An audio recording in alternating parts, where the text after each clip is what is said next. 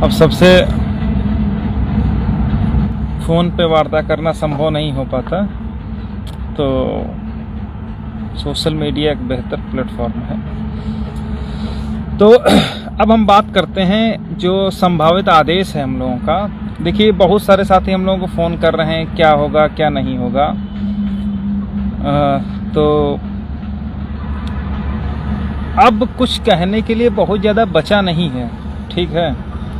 हम लोगों को जितना प्रयास था, उस प्रयास को हम लोगों ने अमली जामा पहना दिया है। चाहे बहस की बात हो, चाहे रिटर्न सबमिशन की बात हो। अविनाश भाई जो व्यक्ति अगर जो चाहता है, अगर उसको वो मिल जाए तो फिर उसका कोई मतलब नहीं रहता। तो ये तो फिजूल का प्रश्न हुआ। खैर, इस पर नहीं अभी हम लोग बात करेंगे। तो जो संभावित आदेश है उसके विषय हम लोग थोड़ा सा डिस्कस कर लेंगे। और बहुत सारे साथी विचलित हैं कि क्या आदेश होगा क्या नहीं होगा। देखिए, बहुत सारी चीज़ें हम लोगों ने बता दी है कि क्या हो सकता है क्या नहीं हो सकता, लेकिन अब हम लोगों के पास खोने के लिए या परेशान होने के लिए कोई ऐसी बात ही नहीं है। जब परेशान होना था 5 जनवरी को, तब परेशान हुए थे, लेकिन अब घूम फिरा करके वहाँ से हम लोग खुद को फिर खेल में बना लिए। ये अपने आप में बहुत बड़ी चीज़ है। बहुत सारे लोग प्रयास करते रहे कि किसी तरीके से 6800 प्रोसीड हो जाए, ये हो जाए, वो हो जाए, फलाना हो जाए, धमाका हो जाए। लेकिन अगर आपकी नीयत साफ़ है तो ये समझ लीजिए कि फिर आपको सफल होने से कोई नहीं रोक सकता है इतनी आसानी से। तो जजमेंट रिजर्व है, पिटारा बंद है। और जब खुलेगा तो हम लोगों के काफ़ी जो सकारात्मक चीज़ें हैं वो निकल करके बाहर आएंगी। और मैं बार बार कहता हूँ कि कहीं पर हम लोगों को अब विचलित होने की आवश्यकता नहीं है। जब विचलित होना था तब नहीं हुए, तो अब तो सब कुछ हमारे पक्ष में ही है। तो अब हमें परेशान होने वाली या उस तरीके की कोई बात किसी साथी के मन में किसी प्रकार का शंका नहीं होनी चाहिए।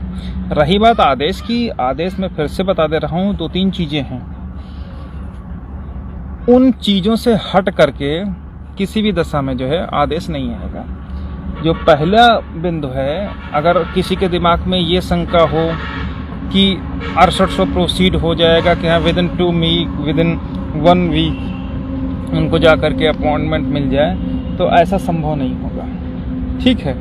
वो तो भूल ही जाएं। जब माथुर साहब नहीं करवा पाए, जब इतने पूरी स्टेट लग गई वो नहीं करवा पाई, तो अब कहाँ से करवा लेंगे, ठीक है।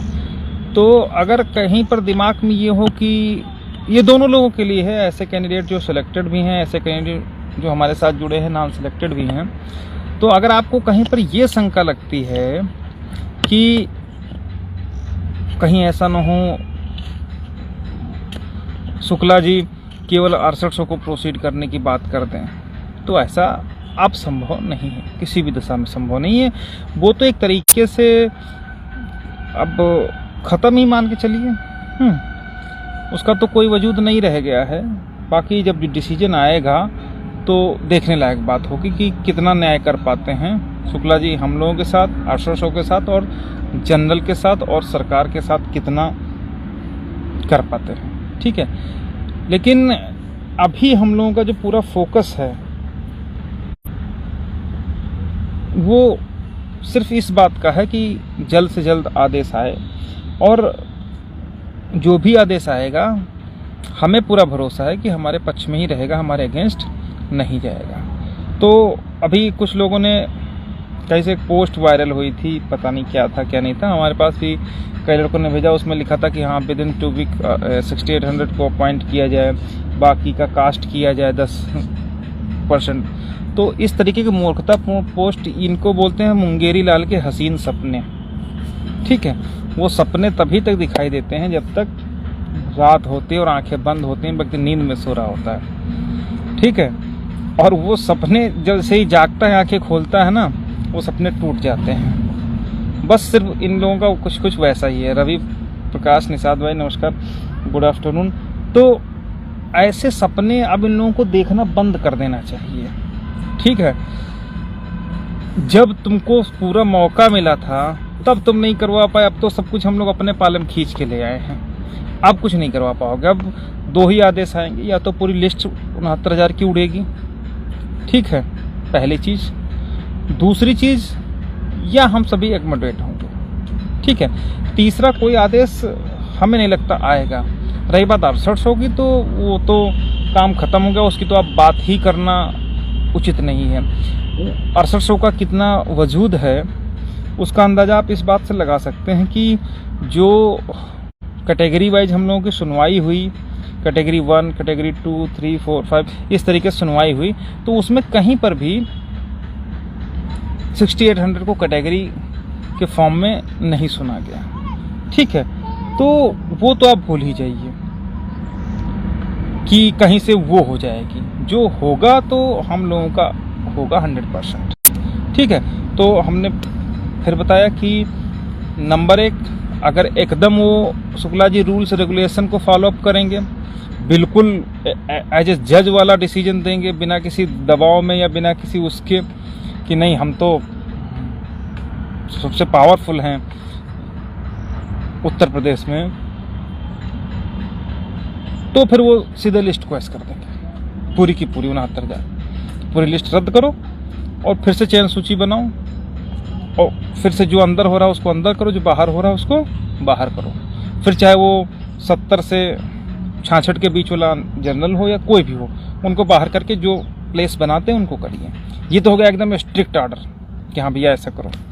दूसरा होगा जो थोड़ा सा सरकार से, वकीलों के परामर्श से, हमारे सबमिशन के आधार पर, हमारे जो अन्य वकील हैं उनके आधार पर, कि भाई चलो ठीक है, अब गलती तो हो गई, तो पूरी लिस्ट ना रद्द करके किसी तरीके से ऐसा किया जाए कि चलो जो लड़ रहे हैं उनको किसी तरीके से बीच का रास्ता निकाल करके उनको एकमोडेट कर लिया जाए और इस मुद्दे का पटाक्षेप कर दिया जाए। तो एक तो ये रास्ता निकल जाएगा, ठीक है। तो दो चीज़ें हैं, दो चीज़ के अलावा तीसरा ऑर्डर कोई नहीं आएगा जहाँ तक मैं समझ पा रहा हूँ। और जो 6800 के लिए आदेश आएगा वो तो सिंपल सी, वो तो किनारे का ही आएगा कि बियॉन्ड 69,000 हो नहीं सकती, घोटाला प्रूफ हुआ नहीं हुआ, उसके आधार पर जो है 6800 का काम ख़त्म हो जाएगा, ठीक है। तो सिर्फ दो चीज़ें होंगी, या तो पूरी लिस्ट क्वेश्चन होगी, अदरवाइज बीच का रास्ता निकलेगा। अब बीच के रास्ते में जितने लोग आएंगे वो सब के सब जाएंगे, ठीक है। उसमें किसी इंडिविजुअल के लिए नहीं होगा कि हमारे लिए हो जाए या उन लोगों के लिए ना हो, तो ये सब चीज़ें हैं, ठीक है। तो यहाँ पर सोचने लायक सिर्फ ये बात है कि आप लोगों को अब भी कम से कम परेशान होने की बिल्कुल ज़रूरत नहीं है कि हाँ ऐसा ना हो कि कोई हमारे निगेटिव ऑर्डर पास हो जाए। अरे निगेटिव ऑर्डर तो पास जितने होने थे वो तो हो गए, अब तो जितना पास होगा वो पॉजिटिव ऑर्डर ही पास होगा, ठीक है। और जो भी लोग आपको बरगला रहे हैं, बता रहे हैं, वो तो शुरू से यही बता रहे हैं, ठीक है। कभी आपको 5 सितंबर बताया गया, कभी जनवरी बताया गया, कभी जुलाई बताया गया, कभी जून, तो वो उस पर हम नहीं जाएंगे। लेकिन इतना ज़रूर है कि जब तक हम लोग हैं, जब तक हम लोगों का हित जुड़ा हुआ है, तब तक कोई भी ये न सोचे कि बिना हमारे उसका हो जाएगा। हम लोग ये लड़ाई 2 साल से, चाहे ग्राउंड लेवल पर हो, चाहे न्यायालय में हो, चाहे कहीं पर भी हो, कहीं से रख नहीं छोड़ा है, ठीक है। इतना संघर्ष करने के बाद अगर कोई हमारे साथ छीन लेके चला जाए और हम लोग मुंह देखते रह जाएं, तो ऐसा तो भैया संभव नहीं होगा, ठीक है। कोई माने ना माने, समझे ना समझे, लेकिन मुझे कम से कम आज की दौर में, देखिए पुष्पेंद्र सिंह भाई, जनरल वालों को नियुक्ति तो नहीं मिलेगी, ये तो आप भूल ही जाइए, ठीक है। उनका जो ऑर्डर है, जो उनकी बहस है, वही कंट्राडिक्टरी है। वो कंट्राडिक्टरी इसलिए है क्योंकि वो दोनों चीज़ कर रहे हैं। एक तो EWS की थोड़ा सा वहाँ पर मांग की, लेकिन वो मैटर था नहीं, दूसरा वो डबल रिजर्वेशन की मांग करें। तो अगर डबल रिजर्वेशन को आप गलत प्रूफ करोगे तो ईडब्ल्यूएस गलत हो जाएगा, ईडब्ल्यूएस को सही प्रूफ करोगे तो जो इसमें डबल रिजर्वेशन वाली जो बात है वो मतलब तुम्हारी इनकी बहस ही गलत हो जाएगी। बहस इसलिए गलत हो जाएगी, अगर ईडब्ल्यूएस के लिए कुछ कहेंगे तो ये माना जाएगा भर्ती प्रक्रिया 20 से शुरू हुई है, 2020 से, मई 20 से। और जब मई 20 से शुरू हुई, इसका मतलब जो आरक्षण हमको मुख्य चयन सूची में मिलना चाहिए, high school 10, inter 10, graduation 10, BEd या बीटीसी 10 और एटीआरई 60%। तो यानी कि आरक्षण हमको यहाँ पर मिला है, यानी इस फेज पे मिला है, यानी कि ये पहली स्टेज ही है, यानी यहीं पर मिला है। तो जो टीईटी और एटीआरई में 90, 96 और टीईटी में 82 से 90 नंबर मिलने वाली बात आएगी तो वो तो स्वतः खत्म हो जाएगी। तो अगर यहाँ पर मुद्दा उठाएंगे तो वहाँ धराशायी हो जाएंगे, वहाँ उठाएंगे तो यहाँ धराशायी हो जाएंगे। तो उनकी तो एक तरीके से हार निश्चित ही है, ठीक है, क्योंकि अगर डबल रिजर्वेशन पर भी वो एक लाइन लिखवा ले गए तो ईडब्ल्यूएस मुद्दा उनके लिए खत्म हो जाएगा, और अगर ईडब्ल्यूएस के लिए कहीं पर कुछ लिख गया तो डबल रिजर्वेशन मुद्दा खत्म हो जाएगा। तो वो उनकी जो बहस है वो आपस में ही एक दूसरे के विरोध में है। विरोध में इसलिए कि भाई जैसे ईडब्ल्यूएस की आप मांग करोगे तो ईडब्ल्यूएस की मांग आप इसी में करोगे साहब 2019 में एटीआरई हुआ है, भर्ती प्रक्रिया 2020 में शुरू हुई है। तो जब 20 में शुरू हुई है और 19 में ईडब्ल्यूएस का संशोधन हुआ है, अमेंडमेंट हुआ है, इसलिए 20 में शुरू, इसलिए हमको ईडब्ल्यूएस दिया जाए।